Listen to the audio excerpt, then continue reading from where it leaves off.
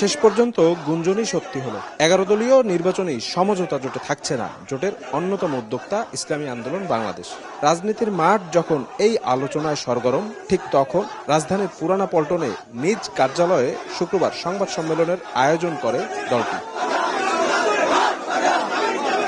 ইসলামী আন্দোলনের মুখপাত্র গাজী আতাউর রহমান ঘোষণা দেন, যে নীতি, আদর্শ এবং স্বপ্ন নিয়ে জোটের শুরু, তা এখন আর নেই। এককভাবে প্রতিদ্বন্দ্বিতা করবেন তারা। এই ভাঙনের পেছনে দায়ী করা হয় জামায়াতে ইসলামীর কর্মকাণ্ডকে। আদর্শের প্রশ্নে, রাজনৈতিক প্রশ্নে, ইনসাফের প্রশ্নে আমরা বৈরিতার শিকার হয়েছি।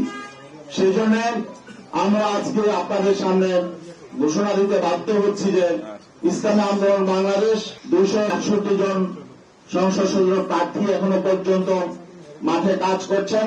তারা নির্বাচনে প্রতিদ্বন্দ্বিতা করবেন, একজনও তারা মনোনয়নপত্র প্রত্যাহার করবেন না। জোট ভাঙলেও এখনই বিএনপি বা জাতীয় পার্টির সঙ্গে জোট গঠনের সম্ভাবনা নেই বলেও জানান দলটির নীতি নির্ধারণী পর্যায়ের এই নেতা।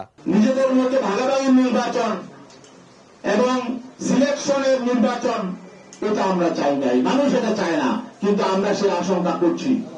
সেই আশঙ্কা থেকেও আমরা শঙ্কিত যে আগামী দিনে আসলে সুষ্ঠু, নিরপেক্ষ, গ্রহণযোগ্য নির্বাচন হবে কিনা। সংবাদ সম্মেলনে জানানো হয়, ইসলামী আন্দোলনের মনোনয়ন বৈধ হওয়া 268 জন প্রার্থী এককভাবে প্রতিদ্বন্দ্বিতা করবেন। বাকি 32 আসনে সমর্থন দেওয়া হবে সমমনা অন্য দলের প্রার্থীদের। আশা করি আমরা বিপুল ভোটে বিজয়ী হব ইনশাআল্লাহ।